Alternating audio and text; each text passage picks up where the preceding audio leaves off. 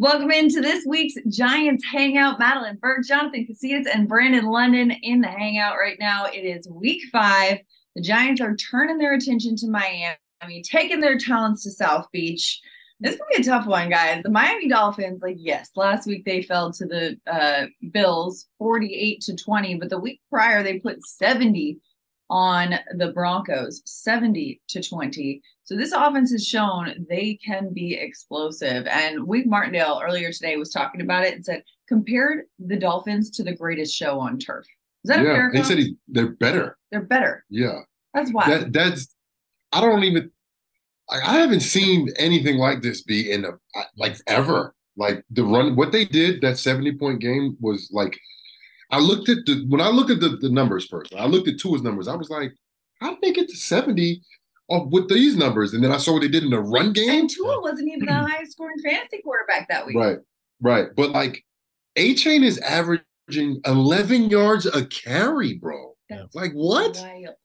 And Mostert, he's averaging 7 yards a carry. And I'm like, the receivers, bro, it could get real ugly, but I'll tell you what, I did see improvement on defense last week in the Giants. Yeah. I think the one play with Fant, it was a couple missed tackles. Yeah. But B, you've been around ball long enough. Madeline, you watch ball long enough.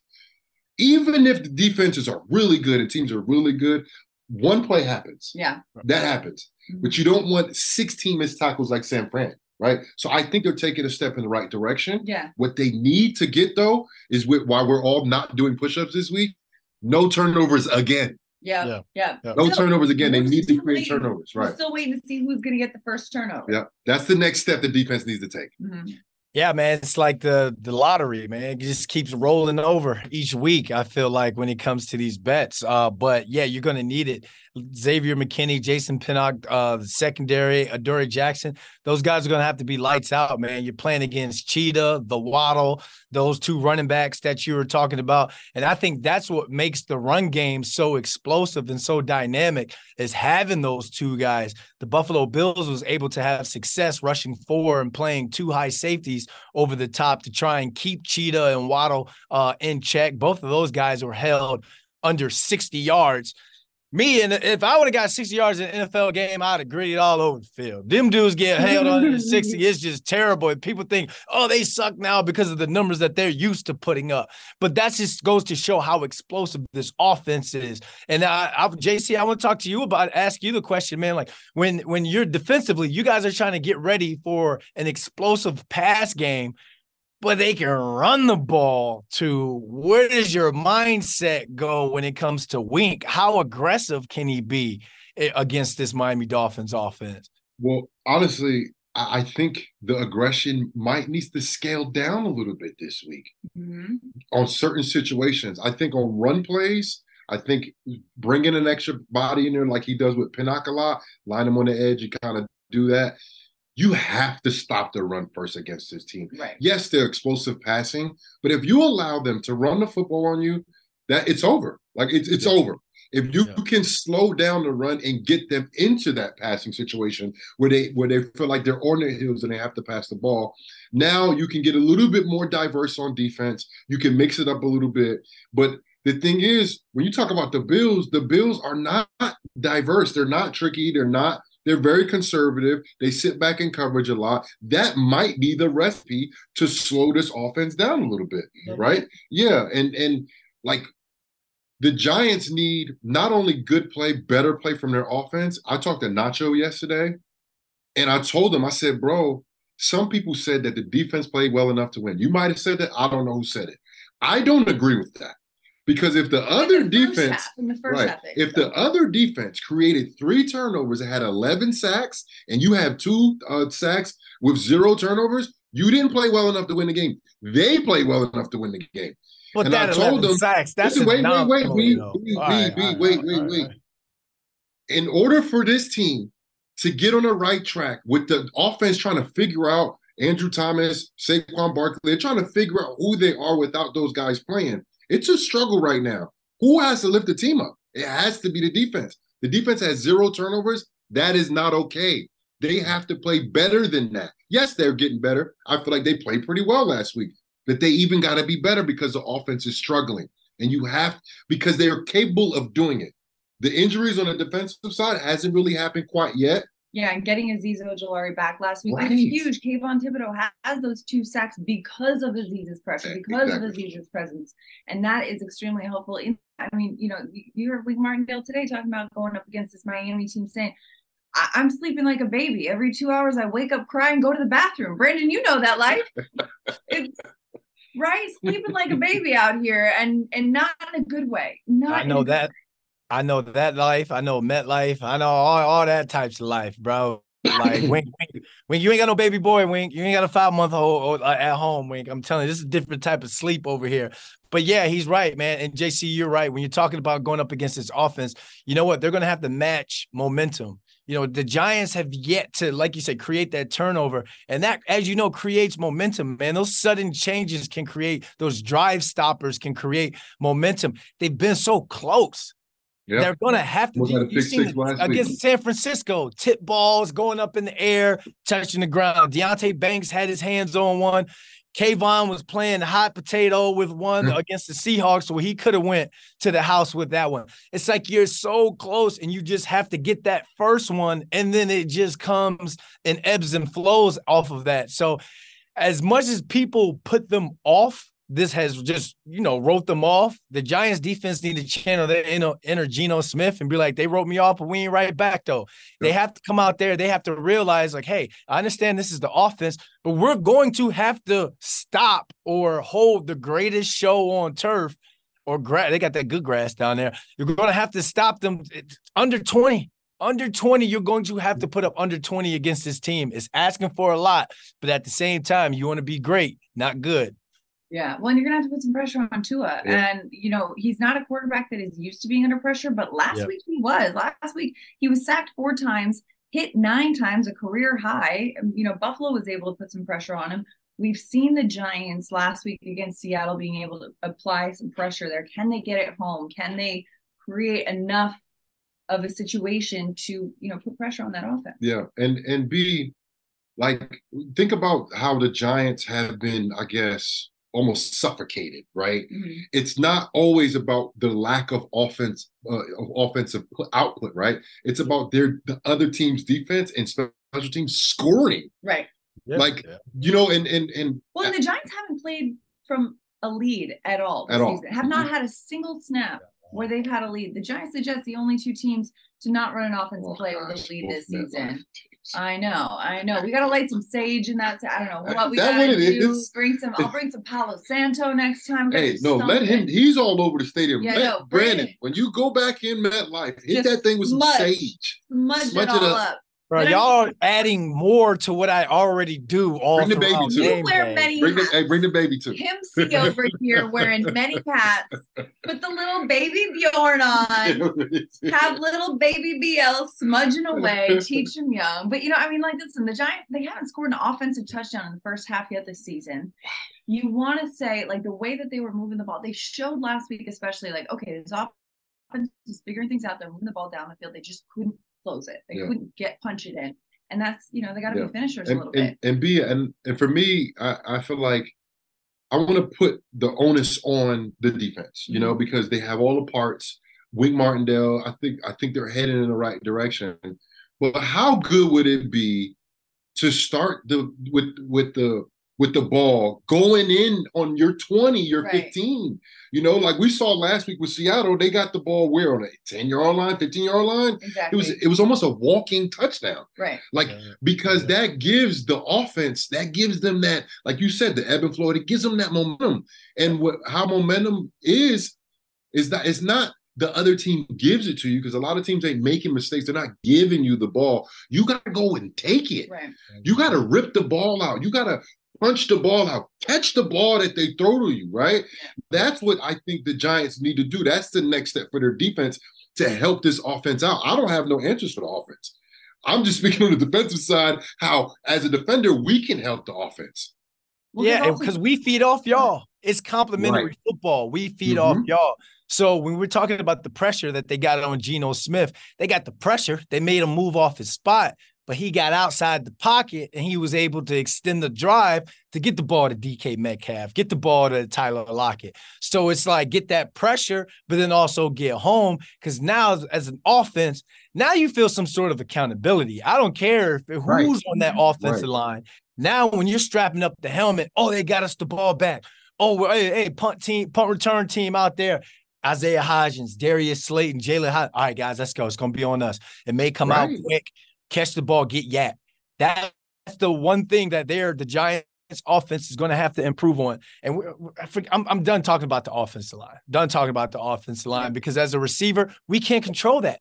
Our success is based off of the offensive line. So when I was watching Mike Grohl work with them yesterday during Indy, and they're trying to punch the ball out when they're getting catches, he was coaching them hard when it came to how to run their slants, shaving it off, catching the ball with their hands. You're realizing now that the receivers are there, and they got the mindset to where it's like, hey guys, we only might get about 5 to 10 or 12 of these things in terms of clean coming our way.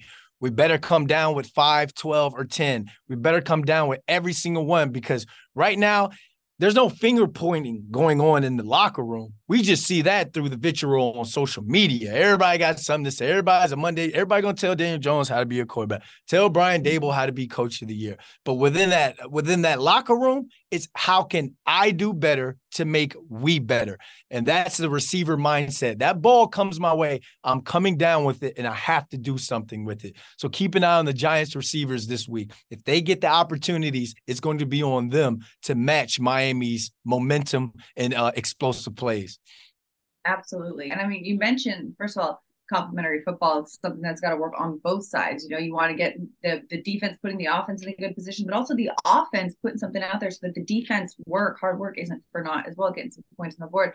Also, the vibes in the locker room, totally agree. Brandon, I mean, like, we were in there yesterday, and I was talking to a lot of guys, and you would not think that this is a 1-3 team. You would not think that this is a team that is struggled. Good thing or a bad thing? Well, I think it can be a good thing, because as much as this team knows, I don't know why. Is this thing on? I don't know, it's just decorative. Hey guys, are we even using this? It's a habit. It's a habit. This isn't the mic that we're using right now. It's like a plastic Christmas tree. Like. I'm sorry, best of all up.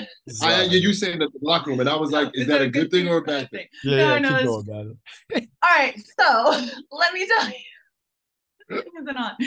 I think it's a good thing, because I think much like they're echoing the sentiment of the head coach of, yes, we got to get back to the drawing board, we got to work on this, but it's not all over with crying. You know, like, there is still a lot of season left. Teams have turned it around, and 1-3 can turn around real quick.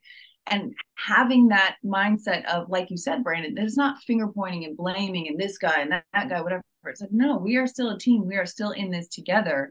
That's what I mean, where the energy is still good and guys are still, it's not like guys have given up, oh, well, this season's washed. No, yeah. I was in locker room yesterday too. You know, and I definitely felt that too. Yeah. If this is the one game where if they're going to take JC's Rock'em Sock'em Robots and go maybe, get a little physical one game, this may be that game, because it's like, what's your identity?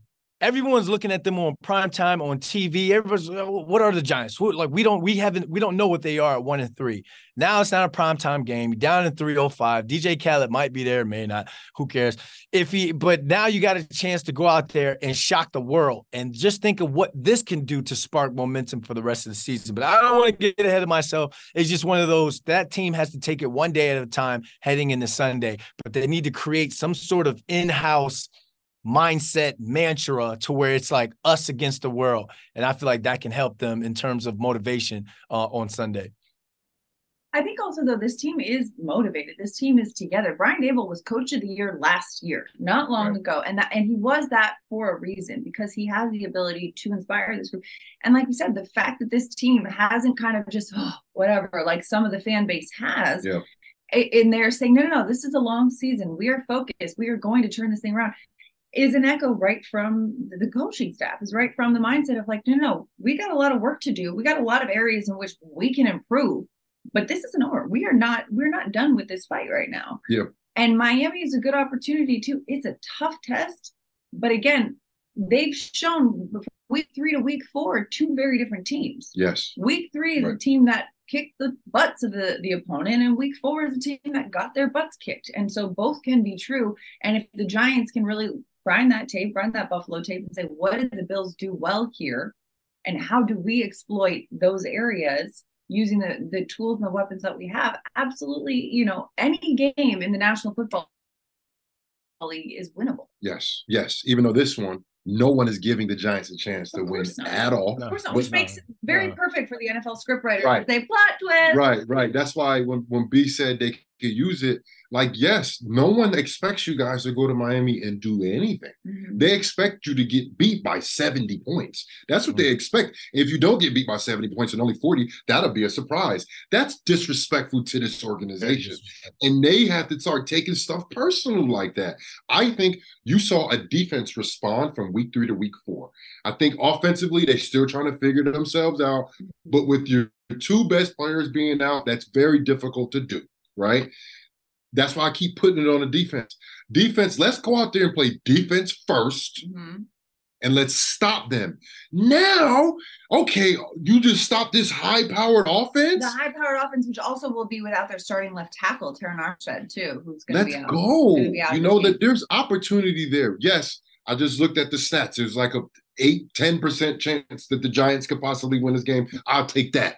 I'll take that. What was all that 1 in a million talk? I'll take that, bro. Like, I'm just saying, like, the Giants, they have to start fast instead of like reacting and then trying to figure out, okay, how can we get the ball to our guys? Let's start fast right away. Let's throw a trick play. Let's do something to get the momentum early on our side. And the Giants just haven't done that yet. They haven't had early momentum. Even against the Cardinals, it was 20-0 at halftime. Bro, I wrote their obituary. I was writing their obituary in my head. I was sitting down there like, I don't know how I'm going to do the post-game show. Like, I'm like, how is this going to happen? Then we saw what we all thought potentially what we're going to see from the beginning of the season. We know what they can do. We saw it. We just got to get it early. We got to get it early, whether it's a deep shot to Hyatt, a reverse pass. They've been featuring Wan'Dale Robinson. He looks tremendous. And I hope I'm wrong. I hope he gets more than 6 touches that we talked about the other day. I really do, because the Giants need that spark. Defense need to create 3 turnovers against this team and possibly score. But, like, that's the type of stuff you need to be saying. When I say you, like the defense, that's the type of stuff you guys need to be saying to each other. Like, we need 4 turnovers. We need to score on defense. But if you're saying we need 4 turnovers and it's week 5 and you know that you're the only team in the NFL that hasn't had a takeaway, are you pushing too much? Are you forcing it? Like, you look at Kayvon and what he had with that hot potato moment, and Brandon, as a wide receiver, step 1, catch the ball. Step 2, look where you're going to take it, right? If you're looking ahead at all the green grass before you fully secured the ball, which I think Kayvon was like, oh, great, this is the moment. I'm going to have a touchdown. I'm going to have a takeaway. We're going to get this done. You're pushing it so much, and I'm just speculating here, but you're pushing it too much, as opposed to just kind of letting the plays come to you and being prepared and ready when they do. But think what's that could be when you allow the plays to happen, that's just playing, through the X and O's. Okay. I'm talking about playing beyond the X's and O's. Okay. I'm talking about going out there, yes, securing your job, but violently ripping off that ball because you're backside, and then you can go ahead and pop that ball out. Right, I'm just saying, you come on now, you know me. B, when you're running the ball, right, and you're the guy in front of you, the likeliness of him making you fumble, unless he put the ball on the helmet, is very unlikely. But when you're running the ball and somebody comes from behind and pops that ball out, you don't see that happening. And the Giants, I feel like, took a step forward in population to the ball last week, and that's why you saw a low number of missed tackles. They were 3 of 12 on third down. Like, they took a step forward. Now the next step is to get the ball out. That's the next step.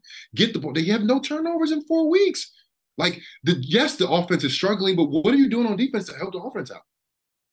And I'm just requiring more because they can do more. That's the only reason I'm doing it. And offensively, when you're talking about playing above the X's and O's as a receiver, you know your job is to catch the rock. Like you're on the jugs 24/7. You're going to catch the rock, but you do know you beat the technique into your head. You beat the fundamentals. All right, I'm going to take 2 extra steps back to the football instead of letting it waiting for it. So now I create a little bit more separation. And now a guy like Paris Campbell, Sterling Shepard, who coach said we should expect to play more of this game, Wan'Dale Robinson, they're yak guys. They're yak receivers. Isaiah Hodgins is the 50-50 ball guy. Jalen Hyatt, Darius Slayton are the deep threat guys. Everyone has their role. And it's like once one guy hits, one guy can get going, we all eat. It ain't no fun unless the homies can get some. I'm talking about passes, not what the song talked about, but I'm just saying that's Snoop was singing about ball, like spreading the ball around the field, right? It ain't no fun if the homies can't have none. Yeah. Shout out to Coach Snoop.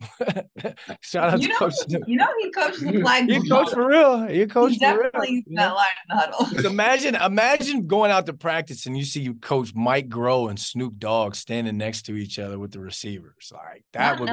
That's a win within itself. Just leave the medicine home.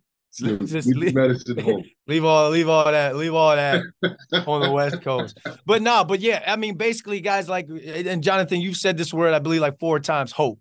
This is what a win, this is what a solid football game could do for this team and this fan base. Show some hope going forward. Because right now, it could be the first interception. It could be the first time the Giants have a lead. This could be a game of first. So I know it's weird that we're week 5 looking for the game of first, but it all starts with one. The season's long. Other teams get banged up later on. You know the flow of the season. So right now it's just about focusing one play at a time, do my job, play above the X's and O's when it's time, not trying to do too much, but when it's time, play above the X's and O's, and then let the football guys decide. Let the football gods write the script for this week. Yeah. And this will be a good one, too, because it's not in prime time. It's a 1:00 start in Miami, which. So you're saying they have a chance?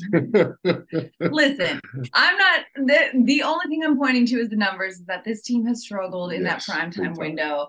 And the one win that they've gotten so far this season came in the 4:00 window. The earlier in the day seems to be a little bit better. So maybe, something about that window. Down there.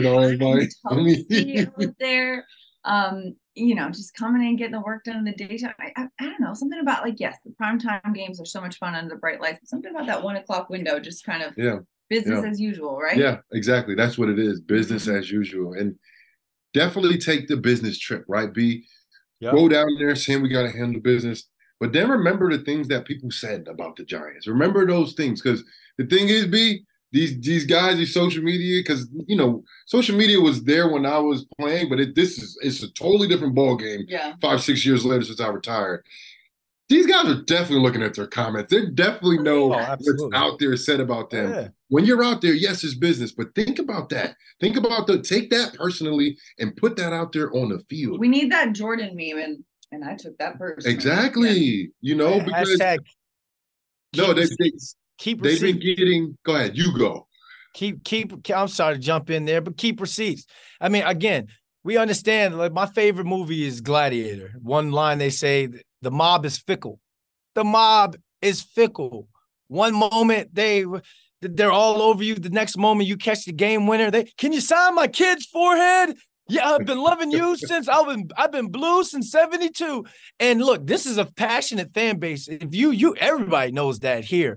But I'm speaking as a practice squad guy that's now very much ingratiated within the culture here. They'll still build you up here. So it's just one of those things where it's like, man, just block all that out, man. Don't worry about it. Don't play for the applause right now. Don't play for the likes, the views, the clicks, none of that. Go out there as a team, band together and just come out there with that W. Sorry for that Coach Carter speech. Don't worry about it. This that splat right there. Don't worry about it. I mean, think about this, right? The Giants are 1-3, right? They win the next 2 games against these 2 very talented teams. They'll be 3-3, and everybody be like, "Oh, this is the Giants team that we thought." Like they can correct it.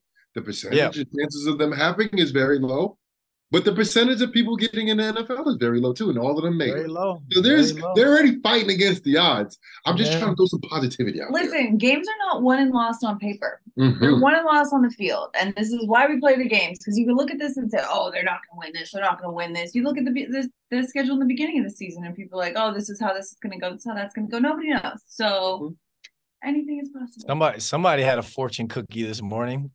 Games are not won and lost on paper. They're won and lost on the field. Confucius flip says. it over and be like, for extra fortunes, go to this website, and here are your lucky numbers for the JC giving out probabilities, giving out fortune cookies quotes. I love it. I love it. I love it. I love it. That's what you can come to expect on the Giants Hangout every week right here. And this week we don't have push-ups because none of us won. And so we're just going to keep it rolling. We rolling? I don't want to bet. I don't want to bet. Oh, lucky because you had Trey Hawkins and he wasn't even out there. He don't even. I don't even. Bro, Eric Gray didn't play running back that first game. Trey, I'm not even betting. Like, I'm at the roulette table betting 112. Sir, there is no number 112. I don't care, baby. Let it roll. Blue, bro. It's two colors. Two colors. Two colors. Brandon's like, I just want to show off my push-up skills. Oh man. Hey, just some friendly neighborhood push-up bets. Who says no? But you know what? It keeps it interesting. We got a lot to look forward to on Sunday's game. Giants, Dolphins. Any last thoughts to leave the fans with, B. London? Yes, the Miami Dolphins. Remember, they released me after we went to and won the AFC East. We lost to the Ravens in the first round of the playoffs. I had 4 catches that game. Giants, go out there for the Ghost of B. London in that stadium. Go out there and get it done for B. London. This is the B. London Bowl, right? The Dolphins, the Giants. This is the B. London Bowl. This is the B. London. Because it's like I wanted to. So, JC, how would you handle this? I was practice squad with the Giants, got the Super Bowl ring, got all that. It's real too. But I played with the Dolphins, got 4 catches in the playoff game, 7 total on the year, special teams guy. So what would you hype up? Which jersey would you wear? The one that's paying you right now, silly guy. What are you talking about? The Miami paid you? Did you retire from football? I can hear you. I can hear it clear. Listen, I played for four teams, right? I won 2 Super Bowls, not with the Giants. Not with the Giants. I don't talk about those other teams. Yes, I talk about my rings, but they don't pay me. No. They pay me. So go Big Blue. So you're saying you could be bought. That's what you're saying. No, that's not what I'm saying. I'm just loyal. I'm loyal. You got to put some respect on the ring, though, bro. You got the ring. You got to put some respect on the ring. And I don't care if you're a practice squad, bro. You're a part of the team. If it wasn't for you, y'all never won. That's just what it is. I don't care how you feel about it. That's how I feel about it. Appreciate it. And that ring used to get me in a lot of clubs in Miami, too. So it's like, right, we hanging out too much. We hanging out. Mr. London, right this way. Oh. I saw those 4 catches last week. Let's go. It was 38 yards too. Ew. Not that I remember, it's so long ago. It keeps track of this. We love it. We love it. Round up to the nearest 10th. We'll be locked in on the B. London Bowl. Giants, Dolphins, Sunday, 1 p.m. Eastern. You don't want to miss it. That's a wrap for this episode of the Giants Hangout. Brandon London, Jonathan Casillas. I'm Madeline Burke. We'll see you next time.